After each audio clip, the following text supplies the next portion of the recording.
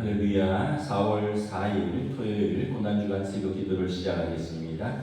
사도신경으로 우리 신앙을 고백합니다. 나는 전능하신 아버지 하나님 천지의 창조주를 믿습니다. 나는 그의 유일하신 아들 우리 주 예수 그리스도를 믿습니다.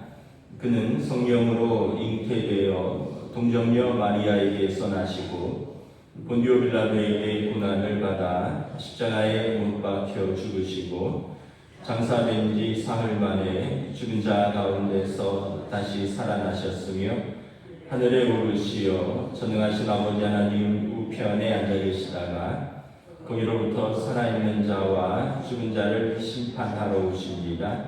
나는 성령을 믿으며 거룩한 공교회와 성도의 교제와 죄를 용서받는 것과 몸의 부활과 영생을 믿습니다. 아멘. 찬송가 151장 찬양하시겠습니다.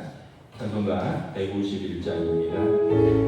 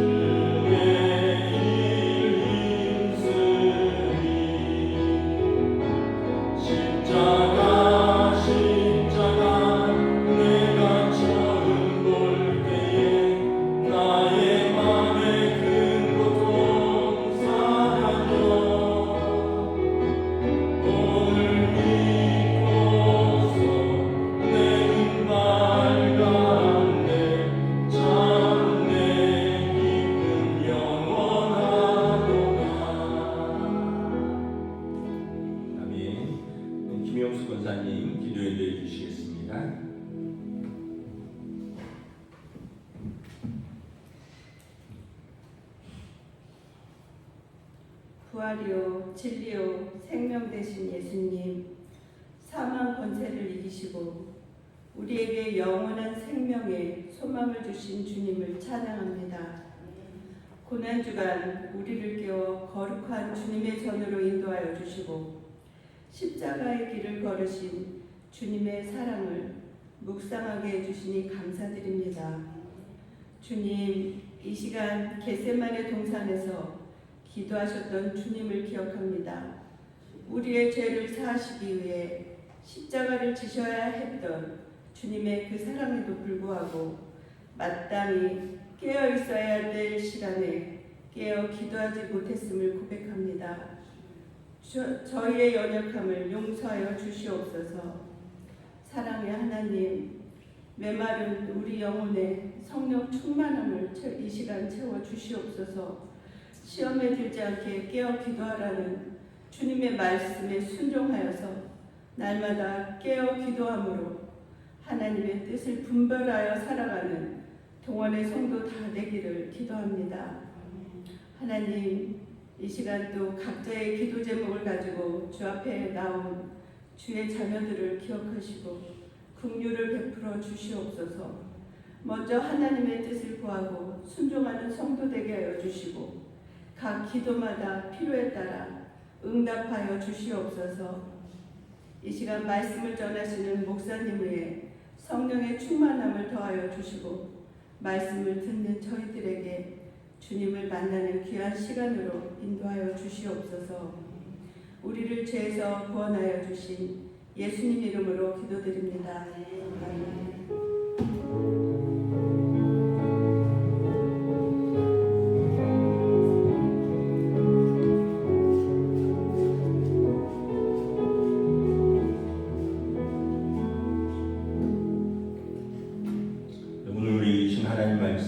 마태복음 26장 36절에서 46절까지 말씀입니다. 마태복음 26장 36절에서 46절까지 말씀입니다. 다 찾으신 줄 알고 저 여러분들이 한 절씩 기도하겠습니다. 이 예수께서 제자들과 함께 겟세마네라 하는 곳에 이르러 제자들에게 이르시되 내가 저기 가서 기도할 동안에 너희는 여기 앉아 있으라 하시고 그와 소리를 그 아들을 데리고 가실새 고민하고 슬퍼하사 이에 말씀하시되 내 마음이 매우 고민하여 죽게 되었으니 너희는 여기 머물러 나와 함께 깨어 있으라 하시고 나가서 얼굴을 땅에 대시고 그를 기도하여 이르시되 내 아버지여 만일 할만하시거든 이 잔을 내게서 지나가게 하옵소서. 그러나 나의 원대로 마시옵고 아버지의 원대로 하옵소서 하시고 제자들이 오사 그 자는 것을 보시고 베드로에게 말씀하시되 너희가 나와 함께 한 시간도 이렇게 깨어 있을 수 없더냐. 시험에 들지 않게 깨어 기도하라. 마음에는 어디로되 육신이 약하도다 하시고 다시 두 번째 나와 기도하여 이르시되 내 아버지여 만일 내가 마시지 않고는 이 잔이 내게서 지나갈 수 없거든 아버지의 원대로 되기를 원하나이다 하시고 다시서 보시되 그들이 자니 이는 그들의 눈이 피곤함이더라. 또 그들을 두시고 나아가 세 번째 같은 말씀으로 기도하신 후 이 제자들에게 오사 이르시되 이제는 잡으시라. 보라 내가 가까이 왔으니 인자가 죄인의 손에 팔리느니라. 함께 읽습니다. 일어나라 함께 가자. 보라 나를 파는 자가 가까이 왔느니라. 아멘. 할렐루야. 고난주간 마지막 특별 새벽 기도입니다.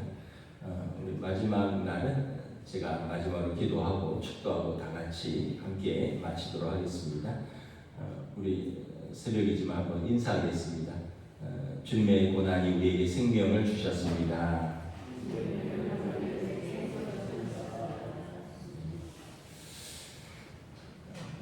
우리가 한 주간 겟세마네 동산의 기도를 통해서 예수님의 기도를 따라하니 예수님은 어떻게 기도하셨을까를 좀 한 절 한 절 보고 있습니다. 오늘은 이제 마지막 날인데 시험에 들지 않게 깨어 기도하라 라는 것입니다. 우리 41절 다시 한번 공독하겠습니다. 시작. 시험에 들지 않게 깨어 기도하라. 마음에는 원이로되 육신이 약하도다 하시고 시험이 무엇입니까, 여러분? 시험 들었다 얘기 많이 하시잖아요. 난 누구 때문에 시험 들었다. 어떤 분은 시험 들었다. 근데 이제 시험은 이제 사단이 우리를 믿음에서 떨어지게 하는 모든 것입니다. 근데 또 우리 용어로 좀 바꾸면 그냥 내가 섭섭하다예요. 내가 서운하다. 나 누구 때문에 서운하다. 나 누구 때문에 섭섭하다. 그런데 그래서 내 믿음이 떨어진다는 거예요. 근데 이게 사단이 하나님의 자녀를 그 믿음에서 떨어지게 하려고 그 마음을 섭섭하게 하고 서운하게 하고 분노케 하고 뭐 그러는 것이죠. 예수님에게 시험은 무엇이었을까? 아마 겟세마네 동산에서 예수님께서 시험에 들지 않도록 기도하셨는데 예수님에게 시험은 뭘 십자가를 져 하나님의 아들이 뭘 십자가를 지냐 그냥 말씀으로 구원하면 되지 뭐 이런 게 시험이 아니었을까? 또는 이렇게 아들이 간절히 기도하면 아버지가 오케이 내 기도를 내 잔을 마시지 않아도 된다 이렇게 하셔야지 뭐 이렇게 오늘 본문에 보면 두 번째 나아가서 기도했다라고 되어 있거든요. 42절에 누가복음에 보면 세 번을 기도하셨다 되어 있어요. 뭘 그렇게 반복해서 기도하냐 하나님의 아들이 하나님이 그렇게 그것도 안 들어줘? 이것도 시험일 수 있죠. 광야에서 시험이 있었죠. 40일 금식하신 후에 돌을 떡으로 만들어 먹어라. 또 성전 꼭대기에서 뛰어내려라. 하나님의 아들이며 천사가 그 발을 맞들어서 다치지 않게 할 것이다. 또 나한테 한 번만 절하면 내가 이 세상 모든 권세를 내가 다 주겠다라고 이렇게 시험을 하죠. 그러니까 이게 우리에게 시험은 항상 있는 것입니다. 그런데 이 시험을 이기려면 시험이 틈타지 않도록 파수꾼을 세우는 것입니다. 기도의 파수꾼을 세우는 것. 파수꾼을 세우면 적이 쳐들어오는 것을 미리 아는 것이죠. 그래서 예수님께서 당신이 겟세마네 동산에서 십자가의 시험을 앞두고 기도하신 것처럼 제자들에게도 시험에 들지 않도록 깨어 기도하라. 그래서 기도는 시험이 틈타지 않도록 파수꾼을 세우는 것이면서 동시에 기도는 시험을 이깁니다. 여러분 기도할 때 어떤 일이 일어나기에 시험을 이길 수가 있습니까? 시편 139편 1절에 여호와여 주께서 나를 살펴보셨으므로 나를 아시나이다. 기도할 때 주님이 나를 살피시고 나를 아시고 기도할 때 나도 주님을 알고 주님의 뜻을 알아가는 과정입니다. 그래서 기도할 때 내 마음을 살피신 하나님 앞에서 두 가지 성찰이 일어납니다. 첫째는 의식의 성찰입니다. 의식의 성찰은 뭐냐면 기도 가운데 내 자아가 하나님을 인식하는 것입니다. 또한 하나님 앞에 하나님께 동시에 내 자아가 하나님 앞에서 내 자아를 인식하면서 동시에 내가 하나님을 인식하는 것입니다. 이게 의식의 성찰입니다. 기도를 통해서 내 자아가 하나님을 인식할 때 하나님께서 내 삶에 어떻게 임재하셨는지를 우리는 기억하게 됩니다. 성경에 보면 기억하라, 기억하라. 이집트에서 너희를 구원하신 하나님을 기억하라. 홍해를 건넌 하나님을 기억하라. 광야에서 너희가 하늘의 양식을 먹은 것을 기억하라. 계속 기억하라는 이야기가 나오는데 이것은 뭐냐면 너희가 하나님 앞에서 어떤 존재인지 또 하나님께서 너희와 어떻게 임재하셨는지를 기억하라는 것입니다. 이게 의식의 성찰입니다. 우리는 하루 종일 분주한 삶을 살면서 정신이 산만해지고 때로는 많은 일을 하기도 하면서 육신이 지쳐서 하나님을 의식하지 못하고 살기도 하고 하나님과의 관계를 놓칠 때가 많습니다. 이거는 나무꾼이 열심히 도끼질을 하는데 도끼날을 갈지 않는 것과 비슷하고 바둑을 두는데 복기를 하지 않고 그냥 끝나면 접어버리는 거랑 같은 이치고 또 휴대폰을 쓰는데 저녁에 충전하지 않고 그 다음날 들고 나가는 것과 동일한 이치입니다. 성도가 기도를 하지 않으면 열심히 하긴 하는데 하나님의 임재를 우리가 인식하고 그 안에서 우리가 발견돼야 되는 것들을 놓치는 것입니다. 그러나 기도의 자리에서 의식의 성찰이 일어납니다. 기도를 통해서 하나님은 우리가 본연의 위치에 있기를 원하시며 우리가 보고 듣고 만지며 생활하는 모든 것에서 하나님, 우리와 함께 하시는 하나님의 발자취를 발견합니다. 이스라엘이 블레셋을 물리친 후에 사무엘이 돌을 취하여서 미스바와 센 사이에 세우고 그것을 에벤에셀이라고 불렀습니다. 그 말의 뜻은 하나님이 여기까지 도우셨다라는 뜻입니다. 그러니까 이것은 사무엘이 그곳을 지나갈 때마다 하나님께서 우리를 여기까지 인도하셨다, 하나님께서 우리를 지금까지 도우셨다는 것을 계속 상기시켜주는 돌이 되는 것입니다. 기도는 우리 개개인의 삶에 에베네셀을 세우는 것입니다. 기도할 때마다 하나님께서 나를 여기까지 인도하셨다, 기도할 때마다 하나님께서 나를 여기까지 도우셨다를 우리가 기억하는 의식의 성찰이 일어나는 것입니다. 제 신학교 동기 중에 고도 약시를 가진 여학생이 있었습니다. 근데 고도 약시는 굉장히 눈이 나쁘기 때문에 이렇게 활동을 자유롭게 못합니다. 넘어질 수도 있고 부딪힐 수도 있고요. 항상 조심조심 다녀야 되고, 또 책 같은 걸 읽을 때는 그 안경이 진짜 돋보기가 얼마나 큰지 그 눈이 왕방울처럼 보이는 그런 아주 고도 약시. 그러니까 이분이 이제 늘 자신감도 없고 또 어떤 피해의식도 있고 원망도 있고 뭐 그런 거죠. 신대원 1학년 때 우리가 영성훈련을 들어가는데 2박 3일간 은성수도원이라는 포천의 그 기도원에 들어갑니다. 거기는 침묵 기도하는 곳입니다. 그래서 아무런 말도 안 해요. 아무런 말도 하지 않고 돌집이 하나씩 있는데 한 사람이 하나씩 문이 들어가서 2박 3일간 거기서 기도만 하는 거예요. 한 번 기도하는데 80분인데 어떤 기도하는 형식이 있어요. 그렇게 해서 하루에 5번을 기도하는 거예요. 하루에 400분을 기도하는 겁니다. 이게 쉽지가 않아요. 그러니까 하루에 400분은 6, 7에 42, 7시간을 기도한다는 거예요. 그러니까 80분 기도하고 또 30분간 반추하는 시간이 있어요. 그러니까 바둑으로 말하면 복귀하는 시간이에요. 그러니까 하루 종일 기도만 하고 밥만 먹고 잠만 자는 시간이 2박 3일인데 이제 저녁에 이제 기도의 멘토가 이제 그 기도한 이야기를 또 서로 나누고 듣고 그거를 또 이렇게 풀어주고 또 기도를 지도해주고 그런 프로그램입니다. 저랑 같은 조였는데 그분이 그날 저녁 기도하면서 하나님의 임재를 나누는데 자기 삶을 돌아볼 때 원망밖에 없었대요. 왜 부모님이 나를 이렇게 낳으셨나? 여학생인데 고독은 약시니까 이 외모로 인해서 극심한 내적 고통을 겪는 거죠. 이게 그냥 약시가 아니라 그렇게 되면 눈이 또 사시가 됩니다.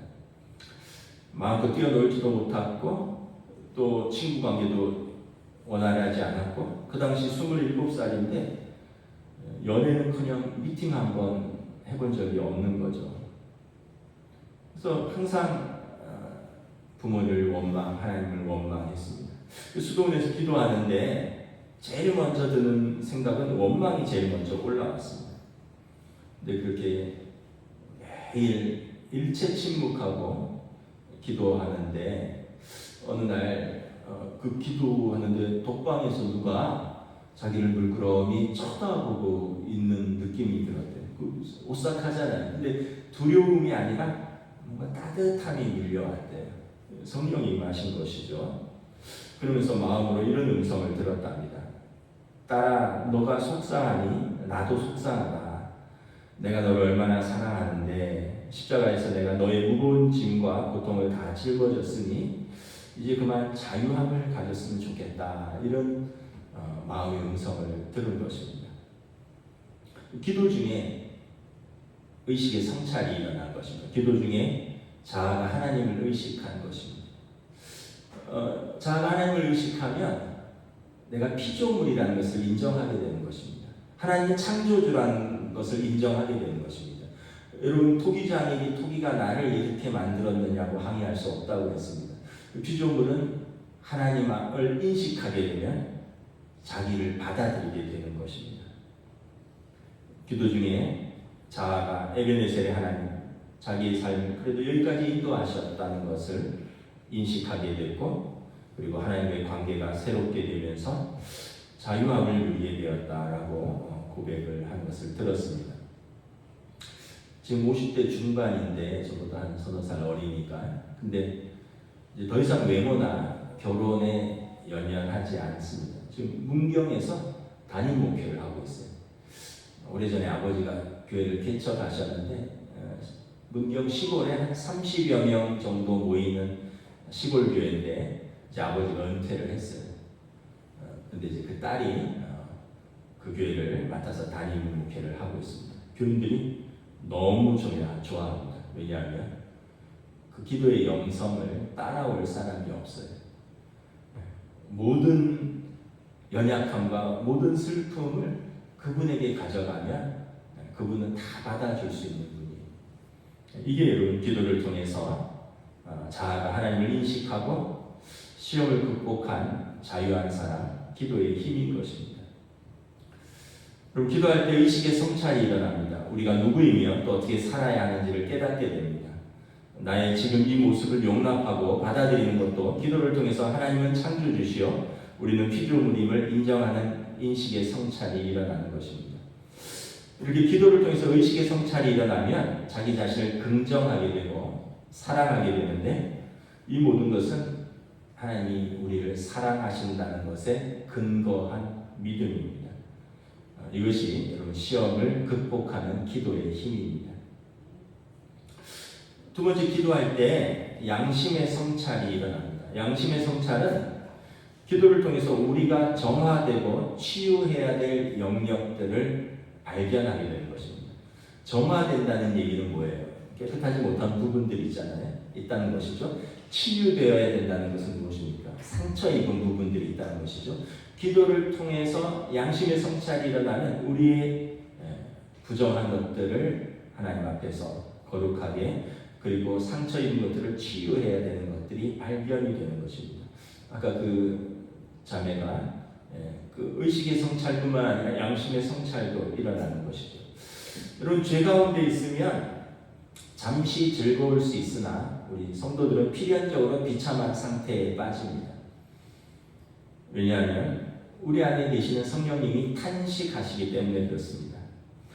하나님의 형상으로 창조된 성도가 하나님의 형상을 훼손했으니까 우리 안에 계신 성령님이 탄식하시는 것은 당연한 것입니다. 시편 51편에 죄를 지은 다윗은 세 가지를 잃어버렸다라고 고백했습니다. 정한 마음과 정직한 영과 구원의 즐거움, 자원하는 심령.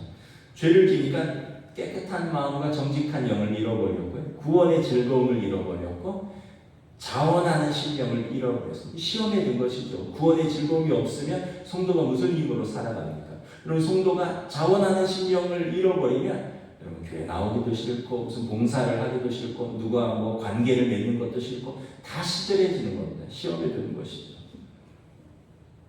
이게 여러분 우리 안에 계신 성령님이 탄식하시는 것입니다. 이걸 그대로 방치하면 어떻게 돼요? 성령을 소멸하게 된다라고 성경은 기록하고 있습니다. 성령님이 소멸돼요. 근데 우리가 여기에서 양심의 성찰이 일어나면 다시 우리가 말할 수 없는 탄식 가운데 우리의 기도를 도우시는 성령님을 힘입어 다시 하나님 아버지 앞에 나아갈 수 있는 것입니다. 시험을 이기는 것입니다. 우리도 비슷합니다. 죄 가운데 있을 때 우리 영혼과 양심의 맑고 밝고 깨끗함을 잃어버립니다. 이것이 우리가 죄로 인하여 시험에 들었다는 내적인 증거입니다. 그래서 기도함으로 시험을 이기는 것입니다. 기도를 통해서 우리의 양심의 성찰이 일어나는데 우리가 그때 성화되고 치유해야 될 영역들을 발견하게 되는 것입니다. 여러분, 이번 한 주간 기도하시면서 어떤 의식의 성찰과 어떤 양심의 성찰이 여러분들에게 있습니까? 기도하면 이전에 묻혀졌던 것들이 드러나게 되어 있어요. 부끄럽지만 제가 한 주간 특세하면서 저에게 일어났던 그 영적인 성찰을 한 가지만 고백하겠습니다. 매우 부끄럽지만 솔직하게 말씀드리고, 또 여러분이 그것에 대해서 너무 염려는 안 하셔도 될 것 같아요. 다름이 아니라 그 주변에서 주식해서 돈 벌었다고 이야기하는 사람들이 너무 많은 거예요. 제가 이렇게 주중에 운동하는 뭐 그룹들이 있는데 거기 인쇄소 사장들이 좀 있거든요. 그런데 그 인쇄소 사장들 중에 제 고향 4년 후배도 있어요. 제 태백중학교 4년 후배도 있고 뭐. 그래서 이래저래 해서 뭐 이렇게 운동하다 보니까 이 지역의 인쇄소 사장님들을 좀 알고 있는데 이 양반들이 이제 모이면 주식 얘기를 하는 거예요. 1년 전에 뭐 2,500~600이었는데 뭐 올해 1년 만에 뭐 6,000포인트가 됐다는 둥 뭐 그러면서 어떤 분은 수년 동안 꼬라박다가 1년 사이에 뭐 2배가 올랐네, 3배를 벌었느니 어떤 분은 뭐 하루에 차 한 대 값을 벌었느니 뭐 5만 전자가 20만 전자가 됐다는 둥, 뭐 SK가 16만 원이었는데 지금 116만 원이 됐다는 등 뭐 6천이 넘어가고 이러면서 맨날 그 얘기를 하는 거예요.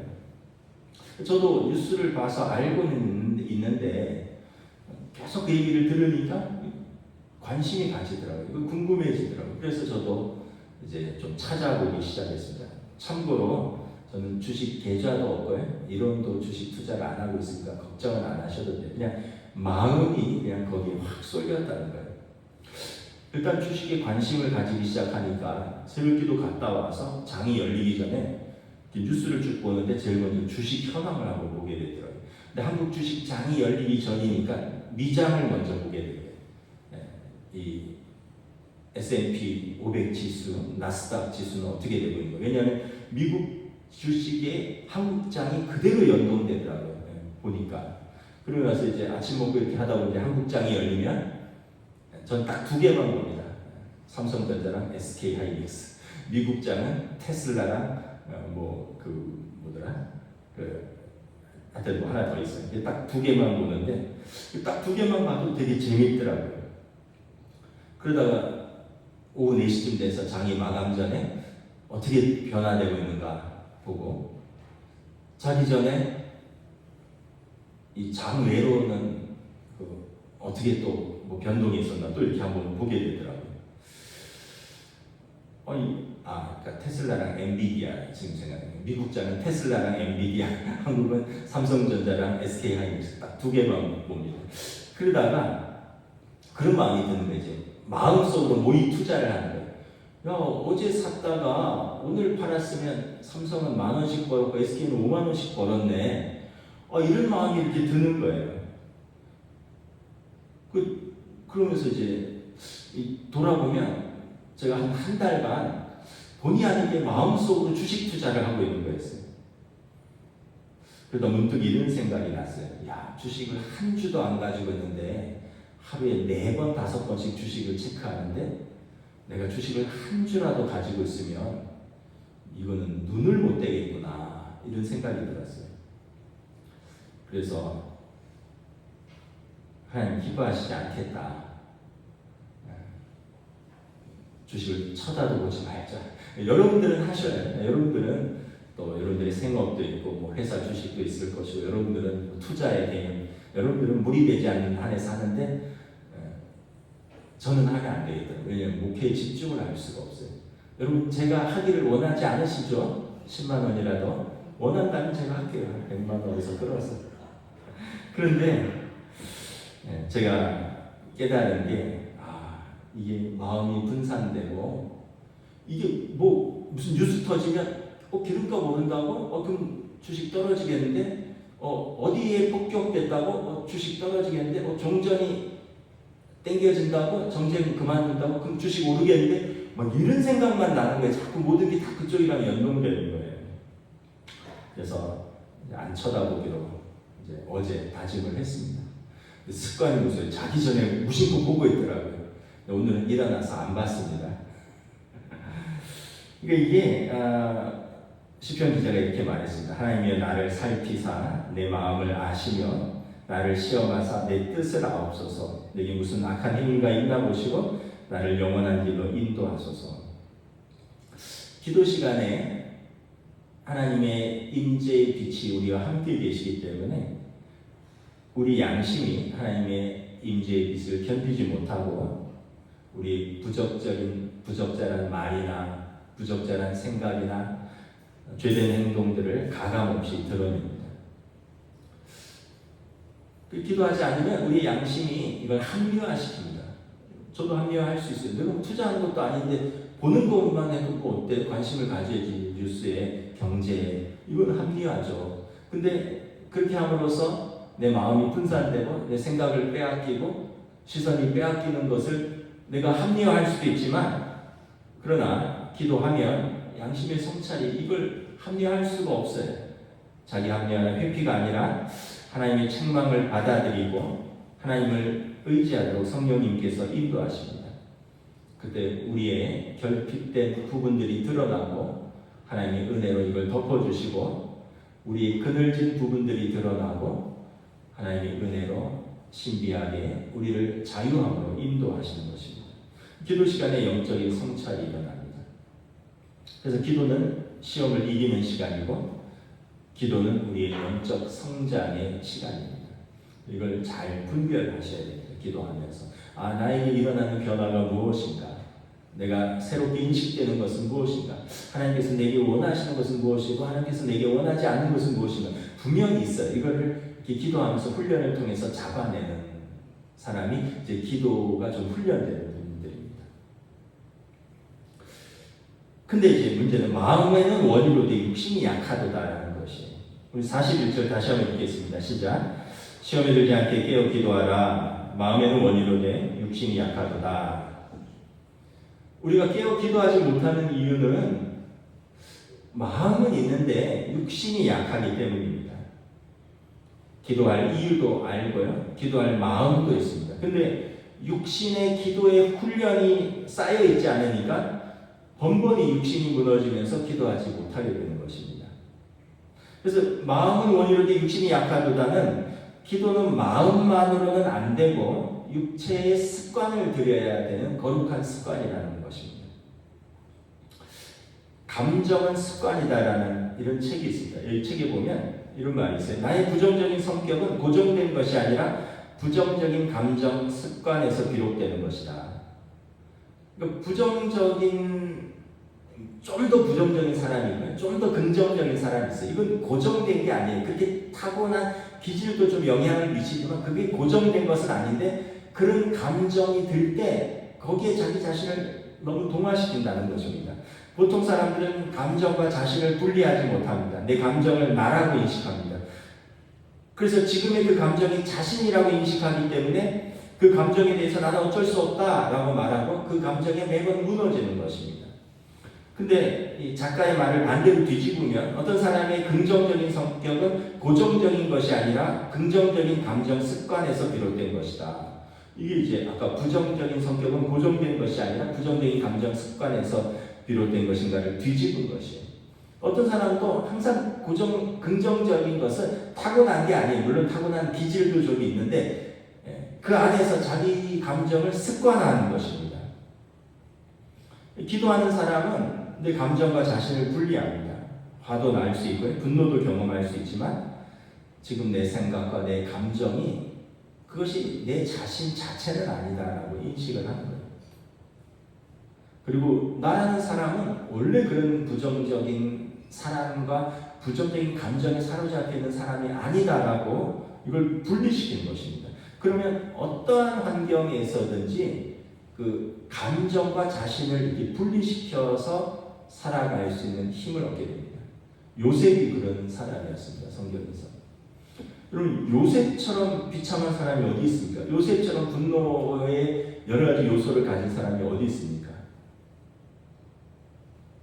근데 요셉은 아버지 집에 있을 때든 이집트의 노예로 팔려가서 보디발의 집에 종에 있을 때든 감옥에 갇혔을 때든 총리로 올랐을 때든 나중에 원수 같은 형들을 만났을 때든 항상 물론 감정의 변화가 있겠지만 그것에 자기 자신을 맡기지 않아요. 항상 명철하고 평온함을 유지합니다.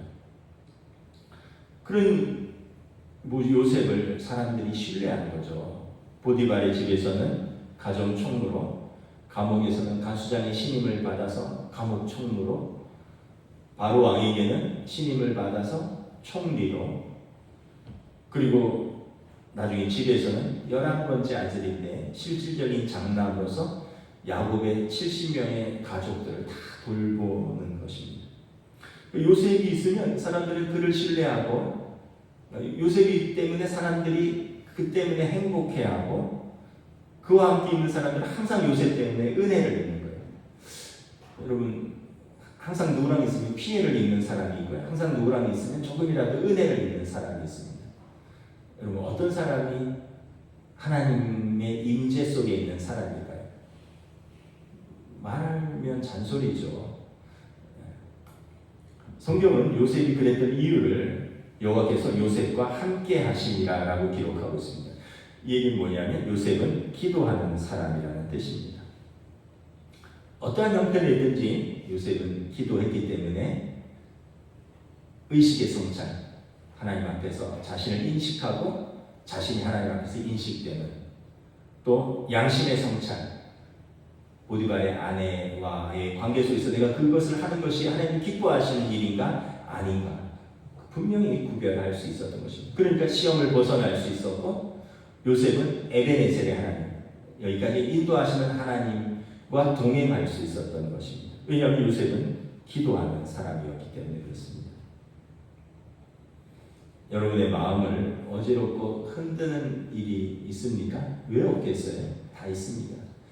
근데 기도하셔야 돼요. 시험을 이기려면 기도하셔야 됩니다. 습관이 습관을 이깁니다. 거룩한 습관을 가지시면 거룩한 습관이 시험을 이기는 것입니다. 마음만 원이어서는 안 되고 나태한 육신을 이길 수 있도록 기도의 습관을 쌓아서 시험을 이기고 시험을 돌파해야 됩니다.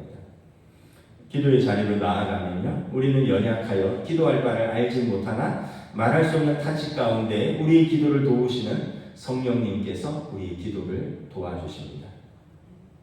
거룩한 습관으로 육신의 습관을 이겨야 됩니다. 기도할 때 성령님께서 바로 잡을 수 있는 마음을 주시고 말할 수 없는 탄식 가운데 우리의 기도를 도와서 모든 것이 합력하여 선을 이룰 수 있도록 하나님의 뜻 가운데 우리를 이끄시는 것입니다. 이게 기도하는 자의 에베네셀의 은혜입니다. 기도의 자리에서 우리의 마음의 밭을 기경해야 되고, 딱딱한 땅을 갈아엎고 돌을 치우고 가시덤불을 제거해야 됩니다. 기도의 자리에서 영혼의 가지치기를 해야 됩니다. 염려와 근심을 사로잡는 우리의 삶을 하나님의 인도하심 가운데 단순하게 만들 수 있는 것이 기도의 능력입니다. 말씀을 마치겠습니다. 겟세마네 동산의 기도를 통해서 예수님께 기도를 배웁니다. 오늘 예수님께서는 시험에 들지 않게 깨어 기도하라 말씀하셨습니다. 바울 사도는 기도할 때 하나님께서 우리의 마음과 생각을 지켜주신다라고 말씀했습니다. 아무것도 염려하지 말고 다만 모든 일에 기도와 간구로 너희 구할 것을 감사함으로 하나님께 아뢰라. 그리하면 모든 지각에 뛰어난 하나님의 평강이 그리스도 예수 안에서 너희 마음과 생각을 지키시리라. 기도의 자리에서 하나님과 친밀한 교제를 나누는 하나님의 자녀, 기도의 거룩한 습관을 통해서 시험을 이기며 기도하면서 우리의 사명을 깨닫고 감당하는 저와 여러분 되시기를 주님의 이름으로 축복합니다. 기도하겠습니다. 주님의 겟세마네 동산의 기도를 통해서 주님의 기도를 배웁니다. 우리 주님께서도 십자가를 앞두고 마음이 매우 고민하여 죽게 되었으나 기도의 자리로 올라가셨습니다. 그리고 앞으로 닥칠 제자들에게도 이렇게 어려운 순간, 두려운 순간을 기억하면서 그들도 기도를 가르치고 싶어서 제자들을 데리고 가셨습니다. 마음은 원이로 된 육신이 연약하여 깨어 기도하지 못하는 제자들을 보시면서 마음 아파하시고 그들에게 너희가 시험에 들지 않으려면 깨어 기도해야 한다라고 가르치셨습니다. 주님의 기도는 결국 내 뜻이 아니라 나의 원대로 마시옵고 아버지의 원대로 하옵소서였고, 기도를 마치시고는 일어나라, 이제 함께 가자. 보라, 나를 파는 자가 가까이 왔다. 담대함과 자유함으로 사명을 감당하러 일어나셨습니다. 우리 주님의 기도를 배우기를 원합니다. 우리의 삶에서 우리는 예수님의 제자로서 예수님의 가르침, 특별히 기도의 가르침을 배워서 우리의 삶에서 기도로 시험을 이기는, 기도로 은혜와 사랑이 충만한 에베네셀의 삶, 그리고 기도로 사명을 감당하는 예수님의 제자가 될 수 있도록 성령님 인도하여 주시옵소서. 감사를 드리오며 우리 주 예수 그리스도의 이름으로 기도드리옵나이다. 아멘. 이제는 우리 주 예수 그리스도의 은혜와 하나님 아버지의 사랑하심과 성령님의 역사하심, 교통하심 가운데 고난주간 겟세마네 동산의 기도를 배우며 하나님의 어린 양으로 우리 죄를 속하시려 이 땅에 오신 예수님의 십자가의 고난을 묵상하며 이제 예수님의 부활하심을 기뻐하며 감사함으로 기다리는, 그리고 기도의 능력으로 시험을 이기기로 다시 한번 다짐하는 사랑하는 우리 모든 성도들 위해 지금부터 영원토록 함께 계시기를 간절히 축원하옵나이다. 아멘.